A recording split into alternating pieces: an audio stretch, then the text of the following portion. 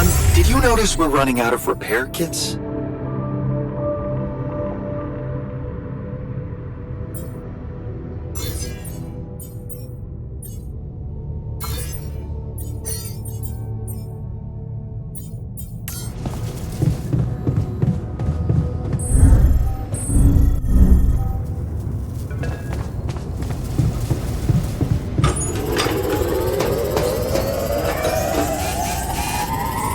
Would you like me to address that?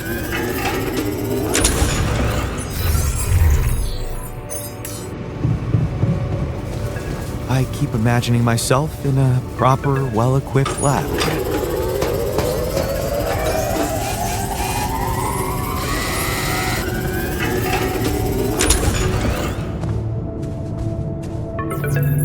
Lucas, good to hear you.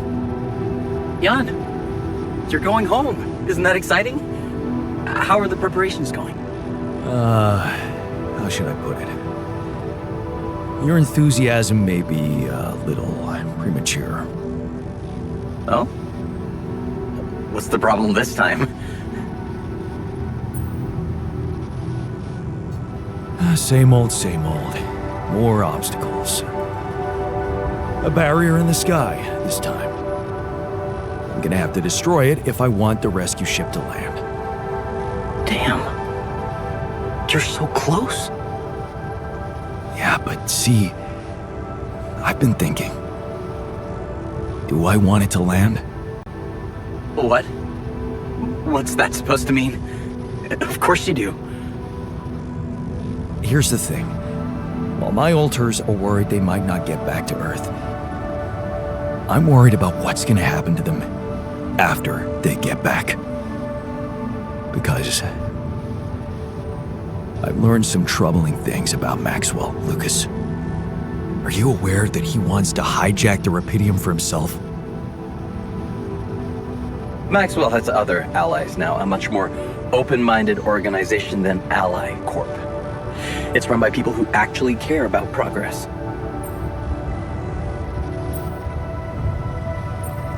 Or maybe people who don't care about the law. What? What do you mean? Lena.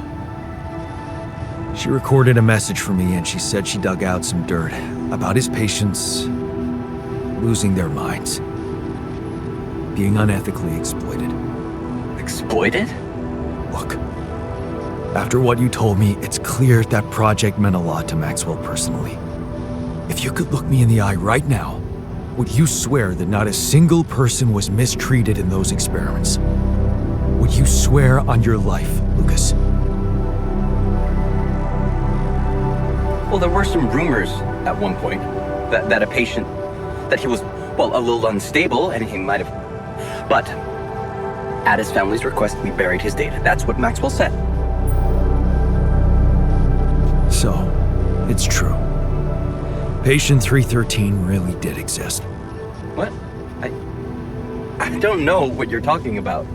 Look, we were working with mentally disturbed people. Accidents happen, but Maxwell was just trying to help them. Lucas, this is about my alters' lives. It's a little late for doubts now, Jan. You have no choice but to trust Maxwell. If the corporation finds out about your alters, they'll get rid of them. There's no other option.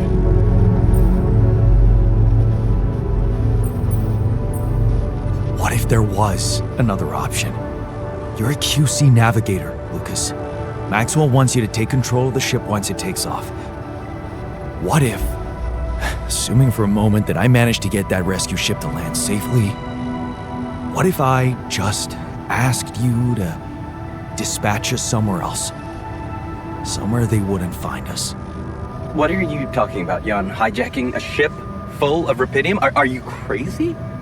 It's what you do anyway, isn't it? The question is, will you do it for Maxwell, or will you think for yourself? I don't know, Jan. It's all very confusing. My first reaction is to say no.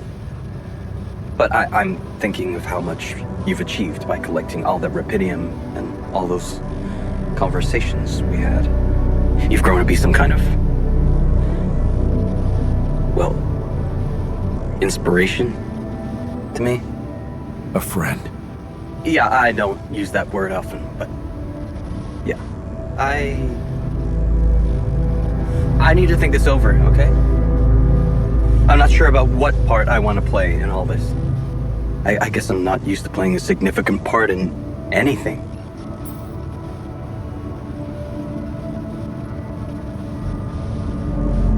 You should think more highly of yourself. You deserve more than to be taken for granted like that.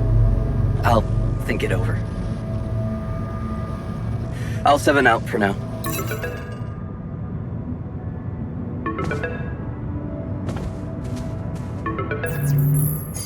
Lucas, what is it? Hey, Jan. I just learned about something. I needed to share it with you because I don't think anyone else would understand. What happened? It's all over the news on Earth. A horrible accident on an oil rig. What? You mean? Yeah. The same one the guy you asked about was working on. Ben, is he? I'm sorry, Jan. He's among the casualties. Well, that sucks. Because the refiners just put everything on the line for the sake of reuniting with him. I'm gonna need to find the right words to tell him about it. I best not do it before we take off. I can't risk unhinging him right now. Yeah, well, I just wanted you to know. Because it really blew my mind. Thanks, Lucas. Nothing we could have done. Is there really? Man, that question's gonna haunt me forever.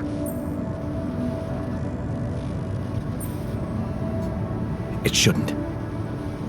Because it looks like some things are just meant to happen no matter what choices you make. That accident seems to be one of them. Huh.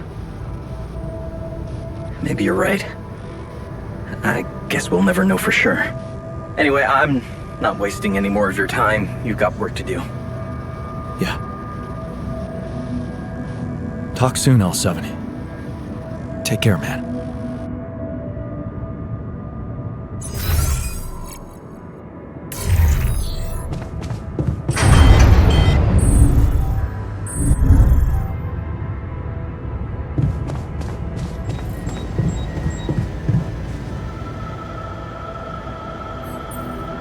Hey, I found this. I brought it on this mission, but thought that maybe it could mean something to you too. Oh, interesting. A motivational hoodie. Motivational? More like demotivational. I only kept it because it's really comfy. Of course you did. It doesn't remind you of all that determination and ambition that fueled my academic success. Anyway, thanks. I appreciate it.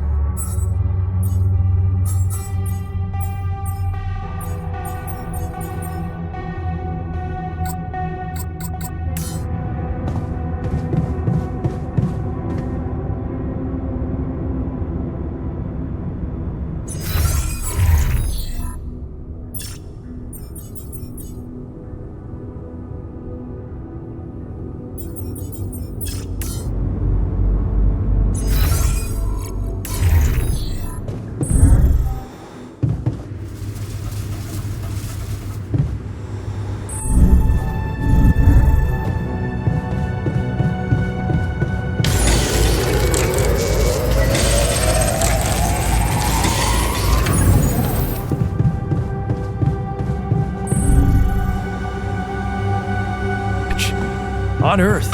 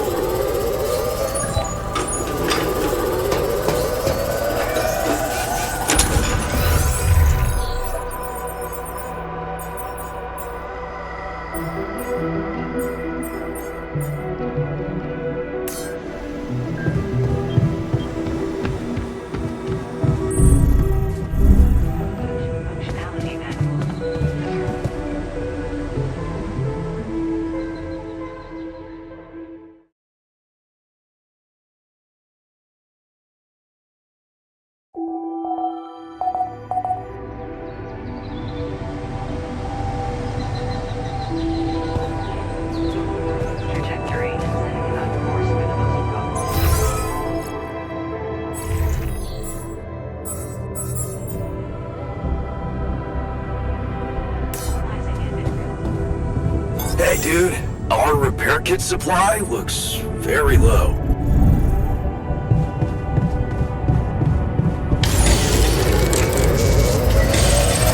I'm done. Should I do this now? Jan, there's an issue we need to discuss. Let's meet.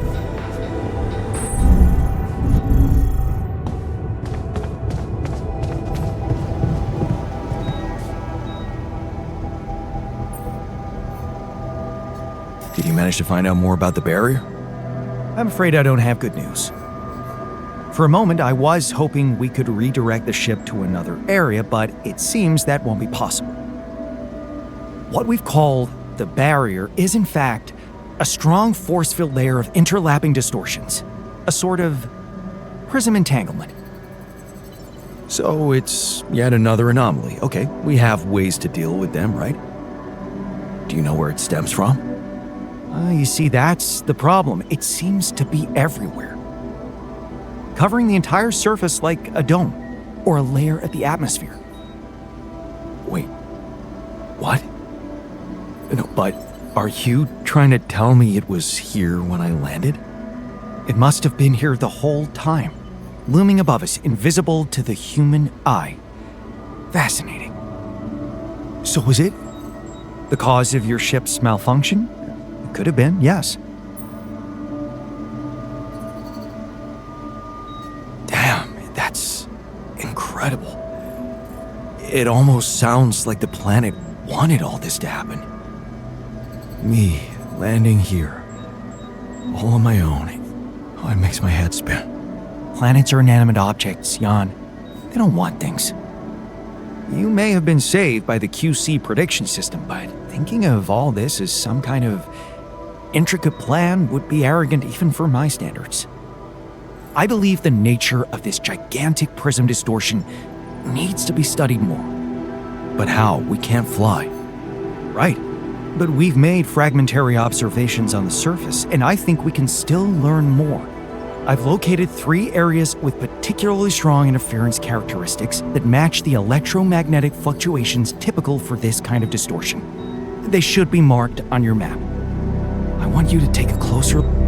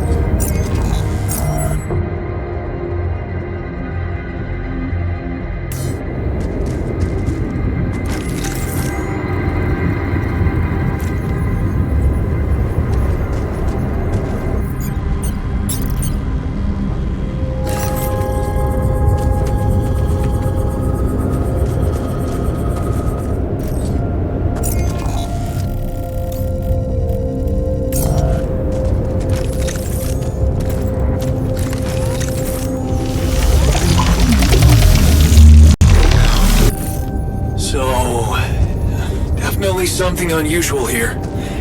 Like a giant horizontal branch reaching somewhere. Good. Let me analyze the data properly.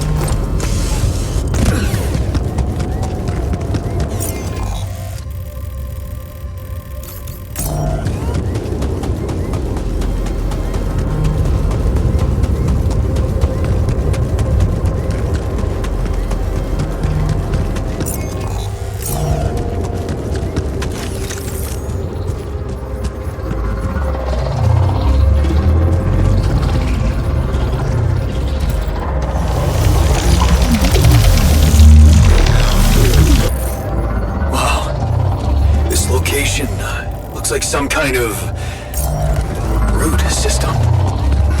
I'm getting some quite extraordinary readings from there.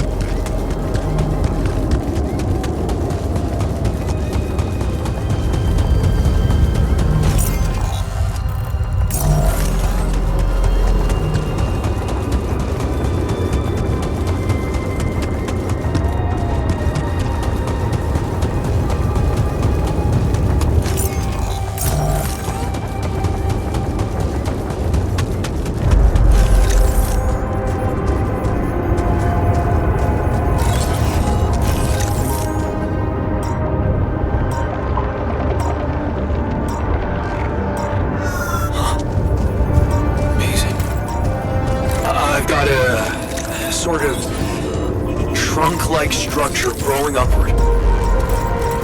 Upward, you say? Yes. I think I know how we can use that information.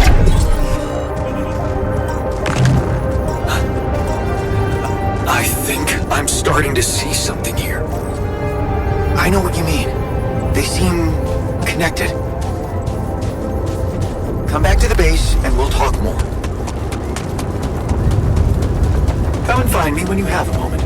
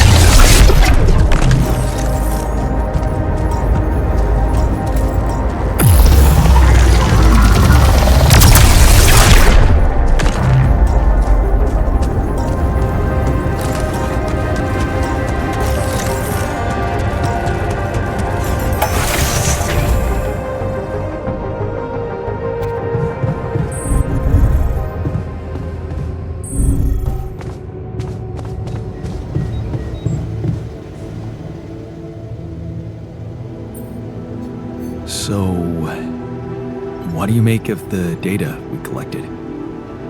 Interesting. Very interesting. The three fragments of the interval apparently form a single structure.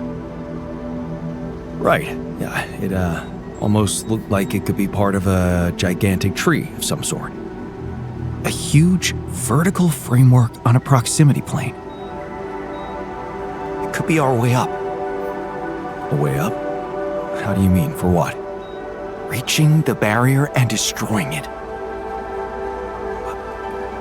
But I don't understand. It's not even there, physically. And that is exactly the issue we will have to solve. What would you say if I told you we should look for a way to materialize that structure?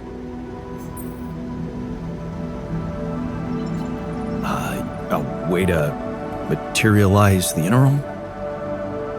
Knowing you, I'm pretty sure you already have one. Of course I don't. It's not that simple, Jan. But I do have an initial plan. Based on all the data we've collected so far, I think I came up with a way to disintegrate this barrier. Fragmentize the prism entanglement. But it can't be done from down here. You're going to have to reach for the sky, and that structure seems to be the best way to get there. But is that even possible? To make it physically accessible?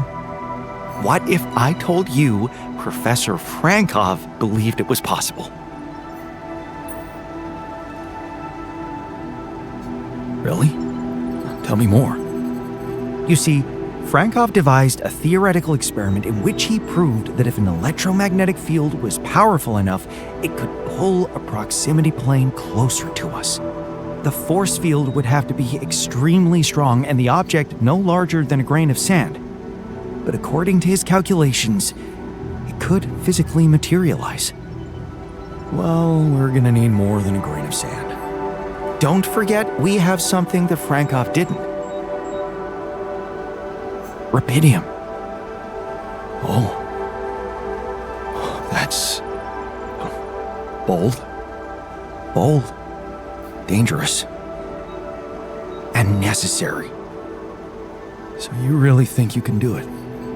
I know it sounds impossible, but if we pull this off, there's so much more to gain than just our survival. A scientific breakthrough. And we can play a leading role in it. What do you want me to do? The fragmenting device I told you about, I've drawn up a raw design for you to start building it. And I'll set to work on reconstructing Frankov's theory and finding a way to materialize that structure for us. It is possible. I simply know it.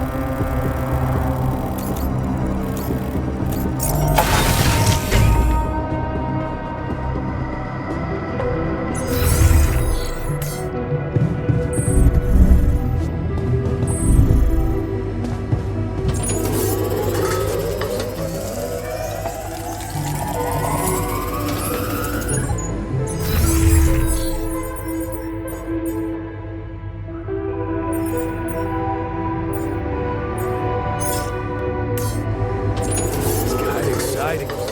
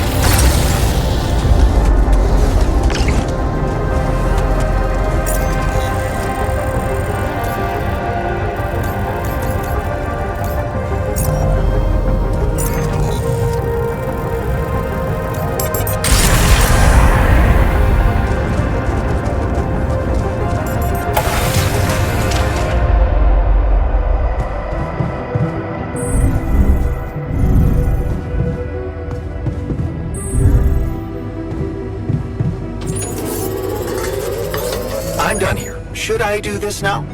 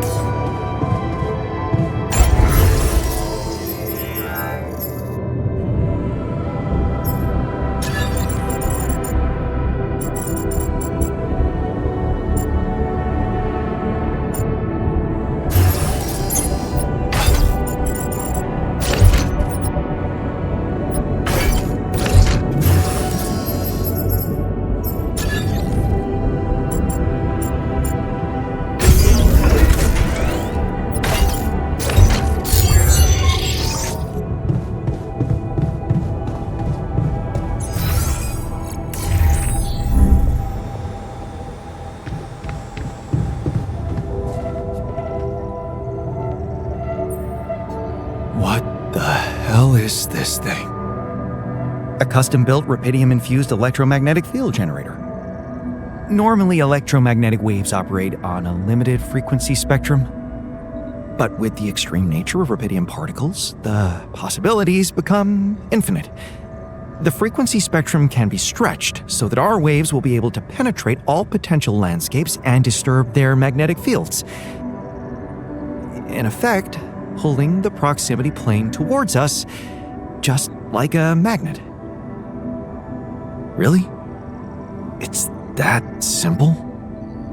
I prefer the word elegant, provided it works as expected.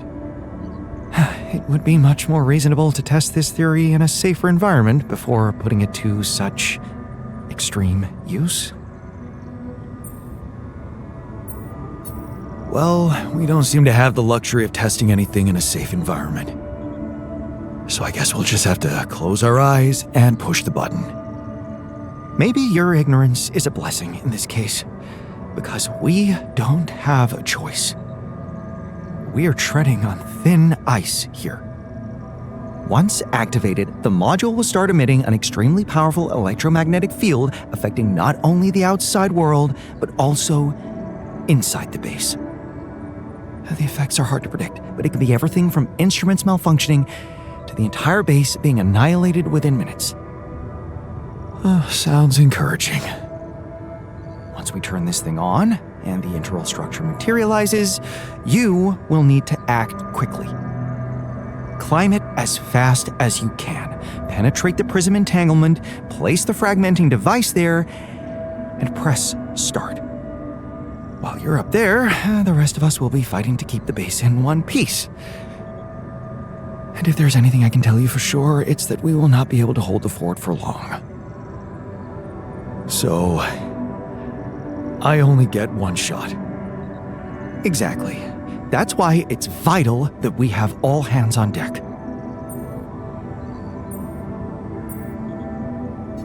Good point. The team's not ready for this kind of challenge. Then make sure it is, because we'll need to be flawlessly prepared. Battery packs, robust radiation protection, abundant repair kits on stock. There'll be no time to resupply, no way for you to come back to the base mid-mission. And no time for the rest of us to take care of anything other than protecting the base from falling apart. And here I was, thinking you'd give me a pep talk. Well, you're getting cold facts instead. Here's one crucial point. It will be wisest to start in the morning. We don't know how long it will take you to get up there, and the last thing you'd want to encounter is night radiation on top of that structure. What if you can't hold it up for as long as I need, and the whole thing dematerializes while I'm up there? Like I said, you'll need to be fast, and we'll need to be strong. Right. When you're ready to start, go to the foot of the structure and call me on the radio. On your signal, I'll activate this beast, and we'll see what kind of hell we've unleashed.